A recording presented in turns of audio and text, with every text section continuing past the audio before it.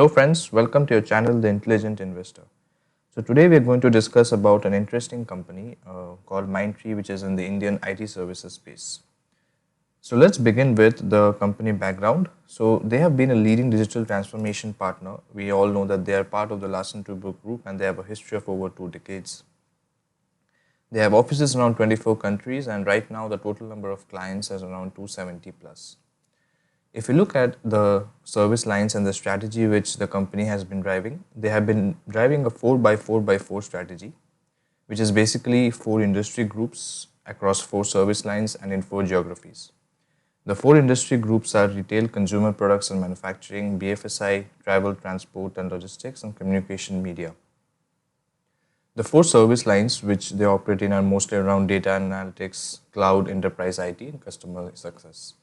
And they are definitely present in all the geographies, and they have recently started focusing more on the UK and Ireland, as we will see in the growth numbers. Coming to the Q4 results, overall the revenue of around 288 million has seen a solid sequential growth of 5.2% and a year-on-year growth. However, they have taken a hit on the EBITDA margin. The EBITDA margin has decreased by 1.2%, so they were around 23% earlier on a Q-on-Q basis, and they have taken a sort of a hit here. The overall, the earnings before interest and taxes has also taken a bit of a blip, but overall, on a YOY basis, they have been showing consistent growth. The quarter-on-quarter constant currency revenue growth has been strong at around 5%. So overall, if you see, like this has been a kind of a steady quarter, except that for the certain decreases in the EBITDA margins which they have seen in the latest quarter. Now, overall, if you look at the service lines, we have, unlike other IT services, they have seen a slight drop in the BFSI to 18.4%, which essentially they have seen a kind of a ramp up in the TTH and also in the RCM kind of industry groups. Across the service lines, cloud seems to be picking up over the last 3 quarters, followed by data intelligence. So these two kind of are the mainstays of the service lines. If you look at the geographies, as I said, UK and Ireland has been their key focus, and they have increased that considerably by around 1%, whereas the others have mostly remained flattish. Let's look at the client composition. Now, if you look at the client composition, we see some interesting trends out here. The firstly is the contribution from the top client. In Q1FY21, as they mentioned that they have seen a demand in the search for the top client. So at that time it was 30% odd. Right now they have been decreasing it, but still 28% for just one client is still a very large number. Overall, if we see the top 10 clients contribute to around 47.3% of the revenue. But if you look at only this top client, there's a significant client concentration risk here. One more interesting thing is they have added 4 new clients, as they say, in Q4FY21. However, the number of active clients has decreased. So the number of active clients has become 270 from 276. So ideally, if we see how many clients have churned out in Q4, which is 276 plus they have added 4, so 280. But right now they have 270, which means around 10 clients have churned out in the last quarter. The total contract value has increased, which is a good sign, and that there's a good picking up, and we have seen this consistently across most of the IT services results. Now going further down a bit and looking at some of the client distribution in terms of the revenue numbers. They have lost one client which is in the $10 million plus range. So if you see this number, from 21 it has become 20, whereas they have gained 5 million clients, 43 to 44.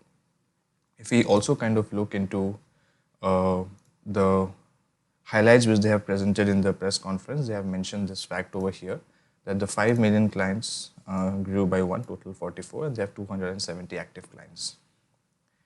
Now looking at the people side of it, and especially a key number is the attrition rates. Overall, the attrition rate has been 12.1%. It is not as good as TCS, which is at 7%, and not as bad as Infosys at 15%. But overall, this is similar to the Wipro numbers which we have seen earlier this quarter. And the utilization levels have also significantly increased to 84.3%. So overall, we can see that the attrition is steady. It's not good, not bad, but it has remained steady as such. Looking at some of the major deal wins, now this is an important metric which we track. We are looking at multiple kind of companies, various companies. We are looking at a travel software company over here. We are also looking at a leading bank.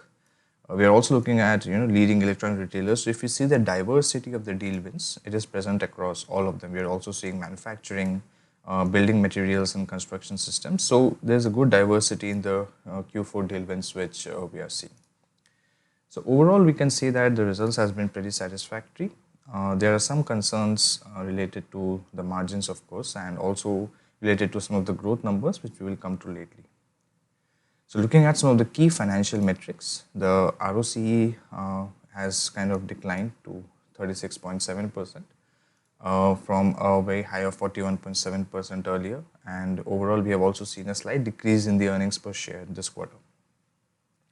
Now let's take a look at some of the management commentary and try to understand what color they are bringing into the business. If you look at the ticker.com terminal, you can find the link to access this ticker.com website in the description below, which will give you completely free access. You can go to the call transcripts of a particular script and look at all the latest conference calls. So from here, I just wanted to highlight a couple of important points, important commentary by the management. The first one is this one. Debashish Chatterjee, who is the CEO, mentions that it is our endeavor to deliver double-digit growth in FY22 while sustaining EBIT at 20 plus level. So this is more of a guidance for FY22. And you know that they are consistently looking at double-digit growth in FY22 and trying to maintain the EBIT at 20 plus levels, which is a good sign. However, if we look at some of the questions, you'll see that the first question is about the BFSI vertical, right? That the question mentions that that the quarterly revenue run rate in BFSI has stagnated for almost 4 years now. So the question was, what are we doing to address this stagnancy?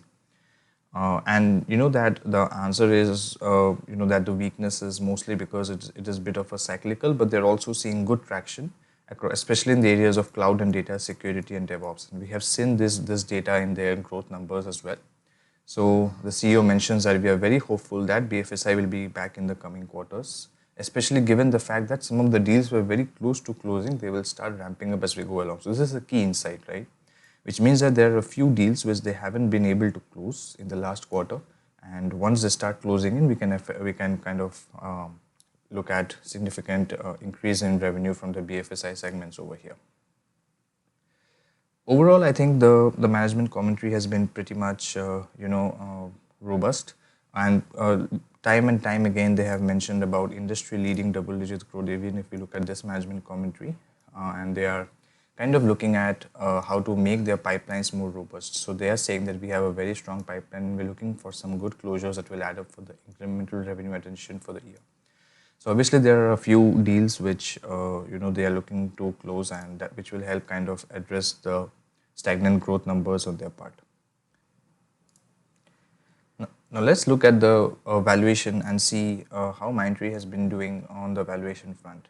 If we look at the price to EPS per share, they have been trading at 34 times, and they are also trading at 4 times their revenue and 22 times their EBITDA margin. So overall, we can see that in terms of if you look at kind of address it with the competitors which they have, Mindtree is at 3.5x trailing revenue. Infosys is at 4.7x. HCL Tech 3.17x. TCS is almost 6x. So we can say that they are not as highly valued or as highly priced in the market. If you look at the net trailing year P by E, the price to earnings, we can see that they're at 26.13, whereas TCS is at 29.47. So definitely not as cheap as Infosys and HCL Tech currently, but still much cheaper than the industry leader TCS. So overall, I think on the valuation front, they're doing pretty okay. And let's see how the next couple of quarters shape up with the deal wins which they have mentioned. That's all for now. If you like the video, please subscribe to the channel and like the video so that it can be distributed to more viewers who might be interested in this analysis. Thank you.